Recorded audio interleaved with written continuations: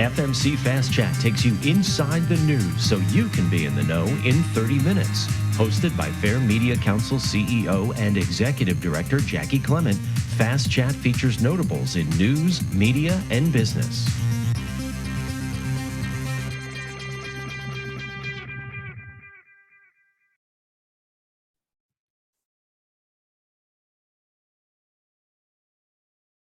Hi, everyone. Welcome to Fast Chat. I'm Jaci Clement. As a quick reminder, any questions, please enter into the Q&A box at the bottom of your screen.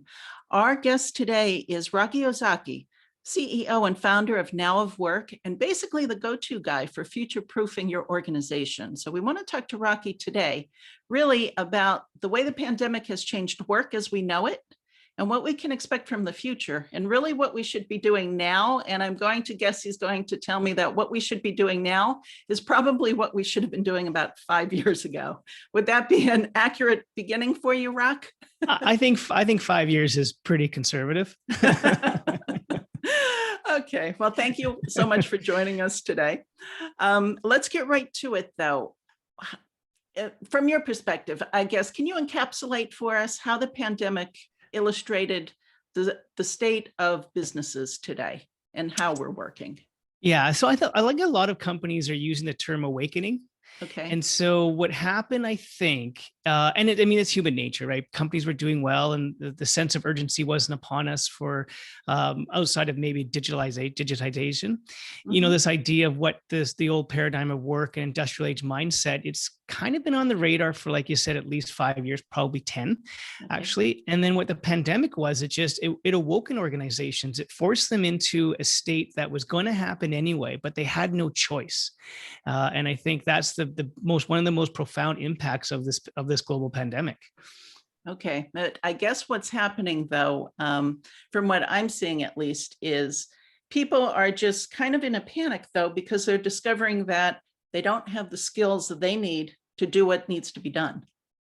You know what's interesting about that comment is that actually I think they do. Part of this is there's just so much. There's so much happening, right? And I think that's part of the challenge, is that the calm, the clarity, the confidence that people need to survive through this is lacking. But the reality is, it's like, let's use the analogy. Let's get right into innovation. I believe that every person is creative. It's just that organizations maybe don't have the frameworks to tease out the innovation, to democratize ideas, et cetera, and bring them to life. But the creativity was always there. So I'm not convinced actually that people don't have the skills. It's just that we've been operating in that old industrial age mindset, command and control, Monday to Friday, punch in, punch out. And that just doesn't work anymore. Okay. All right. So you're also talking about, though, corporate culture as playing a big part into this, aside from technology, right? In fact, I think company culture, so again, something that's been sort of beat down people's throats forever is like culture wins, culture eats strategy for breakfast. I believe that to be true. And I think that any organization that's going to thrive in the future are the ones that can bring the entire culture along this journey. And so you're right. I believe, and I can dive into any aspect of culture with you, but that's what's going to win. It's not going to be top down preaching that we need to change. You've got to fundamentally change the mindset, the muscle memory, and the culture of your companies. Okay, so can you give me a little bit of a walkthrough? How do you do that, say, with a company that is a legacy company, old school, lots of layers of management, versus a startup that has no resources, no money, so both ends of the equation there. Yeah, it's interesting you use that comparison because there's literally polar opposites. Why are startups winning today? It's because of that scrappiness. Is that, you remember we talked about urgency to kick it off? Mm-hmm. If they don't get customers and paying customers, they're out of business, and so they don't have the balance sheet to fall back on. And so it's a perfect analogy. And in a hyper technological world that we're living in, they are the benchmark. So when we look at legacy organizations, as it's a good term for them, by the way. I think some of the things they can do is take the playbook from startup. And so some of the terms you hear like failing fast, building MVPs, right? Doing customer discovery, being more human-centric, human-centered design. I find that for enterprise, if they can get away from, again, preaching top down, put innovation, put agility, put all these, whatever it is, it doesn't matter what the context is, put them in the hands and allow it to be created bottom up, That's how you're going to win in these legacy organizations. And of course, it's way more complex than I make it sound. But if it's not bottom up driven, if it's not anchored on human centricity, these legacy organizations are going to have a tough time, in my opinion. Now, can you give me an example or two of companies that are doing it right that you would say, look to these guys as a model, perhaps? Oh, you bet. So one of the ones I'm really fascinated with, because the financial institution, all these banks, they're going to be disrupted probably, and they know this, right? There's this thing called open banking, particularly playing out in Europe and Australia, and it's really debundling services, allowing APIs, so it's essentially any product can come in and use the data of their customers and offer them products and services. So we know if you're in the industry, it's going to be heavily disrupted. I've been super fascinated by watching the credit union space. And so they have, right? And so they're not as big as the big banks. They're very community focused. And what we're seeing is oh my gosh, they're really afraid. They were afraid already of both sides, the banks because of their girth. Yeah. They were afraid of the startup and fintechs because they could move so fast, and they're stuck in this middle. And so what the credit unions across North America I've seen have done is rally together to say, let's stop and use our size as an advantage. And so they're starting to partner with fintechs. They're starting to build out more innovation within their organizations. They're getting more close to their members, really getting to know the problems they're solving, particularly through this pandemic. It's wow, what are you looking for now in this new world, this life now that's been challenged, all the assumptions of life as a member of our credit union? How can we help you most? And these credit unions are getting so deep into understanding the problems of their customers and now their employees. I mean, as you know, with the reopening, now we're going back to the workplace, and remote and hybrid's probably going to be a thing of the future forever. These credit unions I'm seeing across the country are really doubling down on, again, understanding what problems they're trying to solve for their employees and for their members, and building it bottom up. Yeah. And Rock, I sat on a board of directors of a credit union for 10 years or so. And what you described is exactly what was going on there. Not only there, but within the industry, because, you go to the conferences where everyone shares what they're doing. And then you walk away saying, oh, we're in such better shape than everybody else, Can I sorry to interrupt you. You got me really excited, because now I'm going to think about when you say the word legacy organization.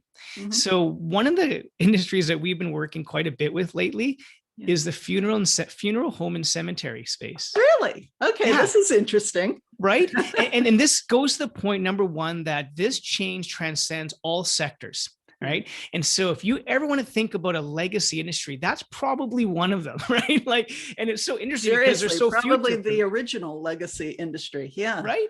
And people are always going to pass. And so you would think, and so I guess they were very complacent. And we're seeing across, particularly work in the United States, wow, they're really saying, this isn't just about digital. Of course it is, but let's reimagine, what is death? How do we even talk about it? In this younger generation, we did a hackathon with a funeral home and cemetery industry association. And what they learned from this ideation session was that this younger generation, the ones who are now planning for the celebration of those that are passing on, the older ones, are saying this whole idea of having black and white and somber music and that 1970 decorated funeral home are gone. Yeah. We want music, we want apps, we want to celebrate. And they're really changing. And now they're starting to really pivot into this actually party planning. I don't want to use a party plan, but the event planning mode. And that's just one example. There's probably 3 or 4 on their roadmap now where they're going to disrupt themselves. That is so interesting. Thank you for bringing that example to life, because it's something you would never, ever think about, but it makes perfect sense. And it is a great litmus test to say, if they can change everything, certainly you can change everything. I want to ask you about employees, but first I want to call attention to the fact that I say organization and you say organization. And the reason for that is I'm in New York and you're not. So here, pretty much everything has opened up. There's still a little debate going on whether or not masks need to be used in schools and when you're outside of school, things like that. But what's happening in your part of the world? So I'm in Western Canada. And but before it's worth, probably 70% of our clients in the US. So I'm pretty dialed into what's happening in most jurisdictions around North America. Here we are in just about to go into what's called phase 2 of reopening. And so that means we can do indoor gatherings up to 50. And we're having, well, obviously the outdoor gatherings are there. Travel within our state or province is now open.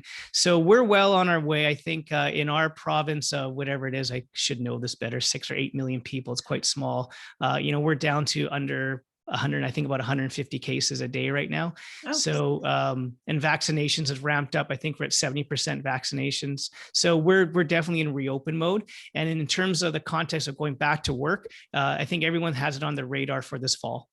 Okay. All right. So we're a little bit ahead of you, but not by much. So my question about employees, I guess at the moment is, with so much change going on, one, I am going to just kind of have a leap of faith here, and correct me if my idea here is right or wrong. I'm going to guess that this is going to mean that corporations or organizations, no matter the size, need to double down and get serious about employee training, one.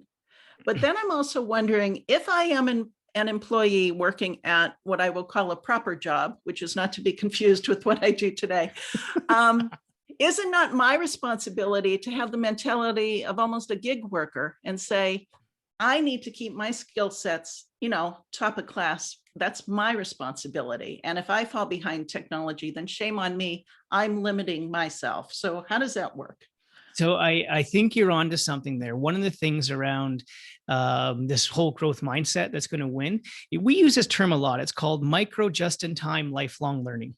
And so what that essentially breaks down really quickly is that we generally learn in small increments. 30 minutes is sort of a max, and video still is very powerful. Just in time, meaning it's personalized. Like when I want the training, shouldn't be when my mom or my employer tells me to train. It's sort of when I want. We live in a hyper-personalized world. And lifelong learning, which touches on the point you just made, is that we have to accept the reality that this world is going to continue to evolve quickly, and that we own it upon ourselves to stay up to speed. So I think you're right. From an individual perspective, you need to be lifelong learners. But let's not forget, we spend the most of our time where? At work. And I just read an interesting article about most people find their purpose in life through work, which is bizarre, but that's the old paradigm of life we're trying to change, but that's reality today. What that means though, then, is that you're right also in that the employer has to take a certain onus on developing their people, not just for the viability of the organization in the long term, but for the own purpose and actualization of their people. And so when you talk about reskilling, I don't know what the time frame is, Jaci, but I think every organization needs a plan today. And it's a plan about reskilling current, whatever job you're doing now, you got to continue to reskill. You're going to have to upskill, with technology, and you're going to have to start thinking about redeployment as well. So reskill, upskill, and redeploy, because we will lose jobs to technology and automation, but it doesn't mean that, we're going to reduce some jobs or make them redundant, but that doesn't mean you can't redeploy someone and use their value somewhere else. And this is a strategy that every organization have on their roadmap right now. Okay, so if I understand correctly, if I can use a really old school example, when we talk about redeployment, so if way back when we used to have big call centers, right? You used to call the 800 number and get a person, and then email came along. Yep. So we had to reskill people to answer emails. So it wasn't I lost my job because I answered a phone. It was I had to now just learn the technology involved to answering the phone in a different way. Exactly. So let's keep playing on that example. So call centers still exist, right? But we also know that bots are playing a big role now, right? And chatbot, etc. So the call center is going to diminish. So what value does that team member have in a call center? She has talked to customers for years. Yeah. And she understands the pains they have. So redeployment to me is like, oh my gosh, maybe we deploy her to a client success role. Or what about a sales role? What about a market? It's like, who knows them better than the people that hears their complaints? And so redeployment might be just saying, what skills did you develop and knowledge in our organization today? And how might we redeploy that elsewhere? Okay.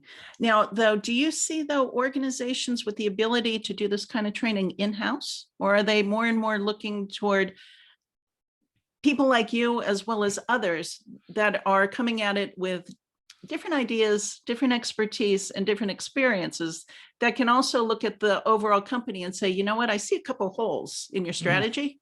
Let's plug them in, and see where you can go. So how is that working out? Yeah, I think it's hybrid, just like and why is it? I mean, it's that you should have the muscle memory and the competence within your organization.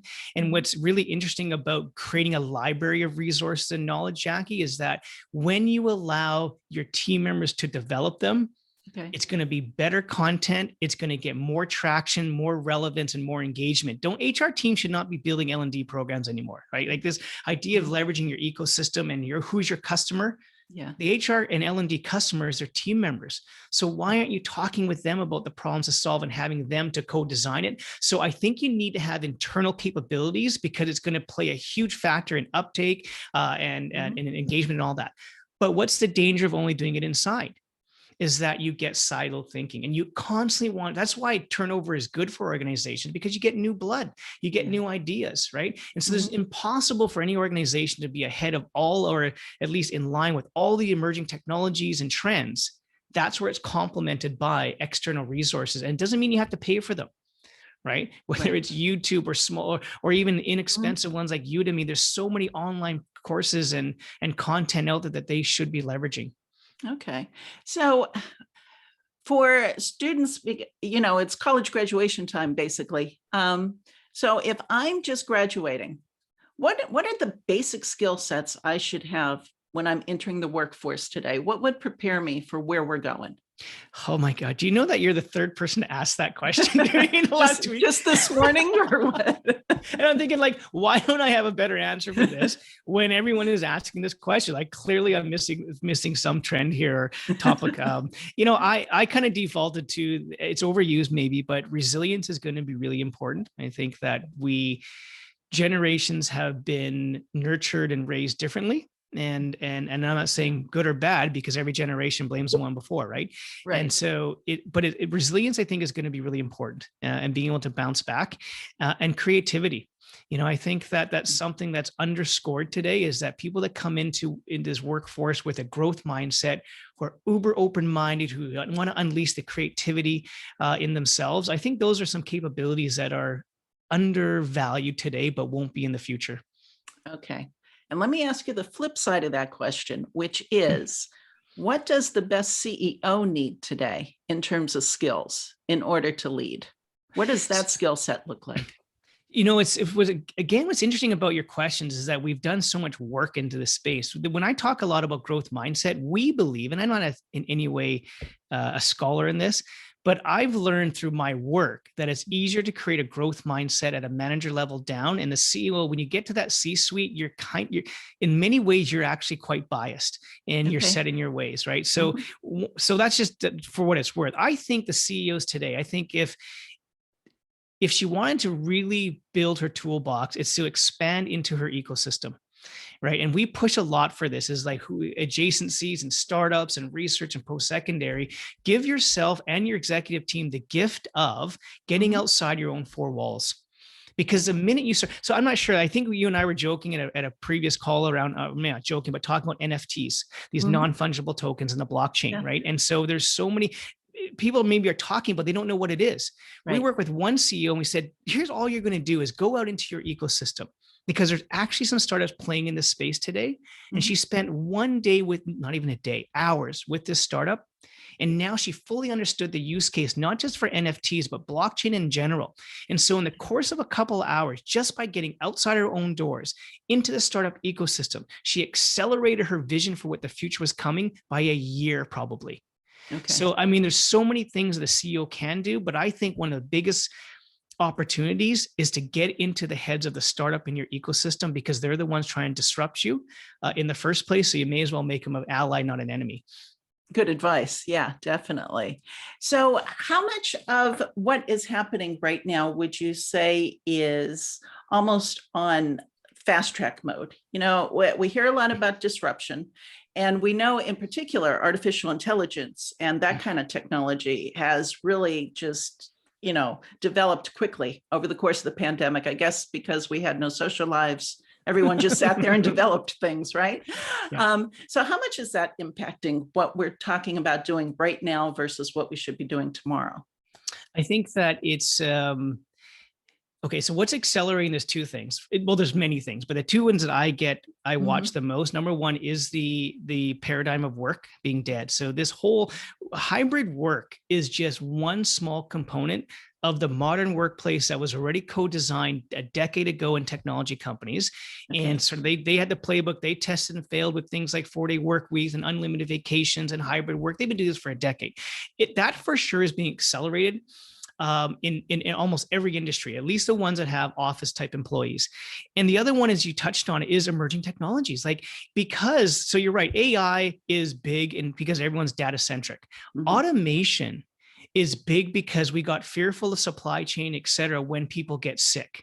And then you start to think about, okay, so if retail and brick and mortar was on its way out, how are people going to shop? It's not just an online experience.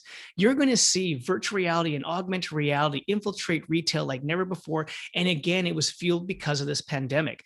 Things like maybe quantum computing is a little bit far away, but 3D printing is not. And so when you look at any of the emerging technologies, Jaci, I think they've been accelerated. I don't know what the number is, 5x, 10x, because number one, investors are doubling down on what the future holds. Number two is organizations are trying to future-proof themselves from the next black swan event.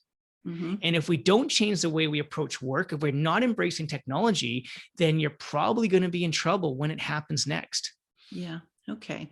Tell me a little bit about probably the most hard to understand generation of workers, if you're anything except that generation, which would be millennials, because for a long time, organizations tried to appeal particularly to millennials with what you just brought up, which was the unlimited time off because we need people in their age group to do that kind of work, or the perks of having the pool tables and the foosball at work and the unlimited game time, stuff like that. We don't hear about that so much anymore. So what is happening with that sector of the work environment? You mean the sort of the startup scale up tech space? Yeah. I don't think a lot of that hasn't gone away. They're just table stakes now. And maybe it sounded gimmicky, but I mean, really quickly, there are a lot of stories and folklore out of Silicon Valley, like the ping pong table, for example. I can't claim this to be true because I wasn't there at the time, but the thinking is that when you were a scrappy startup, and you're working in silos and you wanted to get to know your team, you're playing ping pong, well, you had a shared interest and you got to know each other over the ping pong table. And as you got to know each other personally, then what did the conversation move to? Work, which started to foster cross-functional collaboration and empathy for different people and solving problems. So I think a lot of the world, when they started to see beer taps and ping pong tables, thought they were gimmicky, but every one of them has a story behind them. And so now just that the story was lost somewhere in translation. And there was a time when corporations were poo-pooing everything that millennials did and startups did. And now they're realizing they're actually probably right. And so a lot of those things you discuss are just table stakes now. What we're seeing happen more and more, number one, is that this idea of generations is dead. Is that actually, like, we're fundamentally all the same things. Like, let's just talk to any baby boomer today or any honest one, particularly a late baby boomer. Okay. You're trying to tell me that if you could have worked from home and walked your daughter to school or worked in flow at home if you could and didn't have a commute of many hours, you wouldn't do that? You're trying to tell me that if you wanted, back then, you had a creative idea that you wanted to float up to the executives, you wouldn't have wanted that opportunity? You're trying to tell me, and I'll stop with this one, because I could go on for years with keep this, going. right? That wellness, you didn't want your employer to care about your wellness. And I'm not talking your physical wellness and your safety at work, but even like through a pandemic, the financial, your relationships, and broadly wellness. Well, I think the answer is we all probably did. And so what we're seeing, and there's numerous trends, Jaci, out there, but for whatever reason, it's probably pandemic focused, is well-being or wellness is rising very quickly to the top of how to engage and retain top talent. Okay. And I think one of the things you brought up too, though, if you compare, say, the older generation baby boomers with, millennials, Gen Z, wherever we are on the younger end of the scale now, is with the baby boomers, when you went to work, and that's what it was. Now it seems much more like, no, this is our life we're talking about. Yeah. And that's tricky, right? Because work-life integration is hard, and it's incumbent upon organizations to make sure that they draw a line. No emails on weekends. Like, actually, that should be a thing, right? And an agile work environment, and one in which it's about what you get done, not where or when you get done, and it's not about overworking. So all those matter for sure. You're right. Work-life integration. You can't separate the two. And so let's make sure it's not about balance. It's about integrating the two. But can I just storytell for real quickly one other thing? Yes, absolutely. I get so excited about this generational thing. I hadn't guessed, Rock. But really hard to tell. Here's a hilarious one, right? Like one of my co-founders says to me always, Rock, people hate two things in life: change and things staying the same. Right. Okay. And so when I think about these generations, like, it was probably 5 or 7 years ago that the baby boomer was hard on the young people, saying you're spending all your time on your phone, on this thing called Facebook and all these apps and blah, blah, blah. Right. Well, who are the biggest adopters today? Right. Because they finally saw the value proposition of being in touch with old friends from high school or university and college, that they could see pictures of their grandchildren. And now Uber, Airbnb, sure, you poo-pooed them a decade ago because it was a young person thing, but now you've realized. And so sometimes it just takes some time for generations to see, number one, because it's hard to deal with change, but the young people are designing this future as they always have. And these older generations need to embrace this, in my view. It doesn't mean you need to fully embrace, but you will see that there's value propositions in almost every technology, no matter what age you are. And it comes down to solving problems at a human level, which transcends, again, all generations. It's just a matter of how much do you embrace those changes and how much are you willing to adopt them and have that growth mindset. And again, that's where CEOs or older people, it's harder to create that growth mindset as it is in younger people, at least in my experiences. Okay. No, and that is actually a great spot for us to have to wrap up. I don't know if you heard my dog barking in the background. I think he was agreeing with what you were saying. Oh, I hope so. But one last question, which is our typical ending to our Fast Chat discussions, which is, what is the best part about being Rocky Ozaki today? Oh gosh, it is. Like many people, I've challenged my assumptions of work and life. And the best thing today is 10 months ago, we moved out of the city into a rural community in the mountains in called Lake Country. And I spend 5 times more. I work much less, spend more time with my daughter and my wife and being outdoors and doing the things that life is about, while being responsible to pay bills and work and do what I love. But then I used to be that 60+ hour a week work guy, and those days are long behind me. It's about relationships and my family and our health and things like that. And I'm living what we all want. And I know I'm blessed to be able to do that. Oh, great for you. Thank you so much for joining us today. It's been great fun and really informative. So really, thank you for sharing your expertise. It's much appreciated. It's my pleasure, Jackie. Anytime. So we will talk to you soon. Thanks, Rob. All right.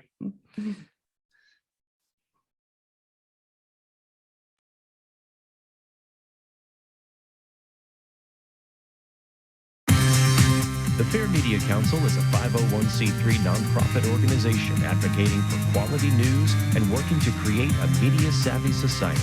For more information about the Fair Media Council and upcoming Fast Chat shows, check out fairmediacouncil.org.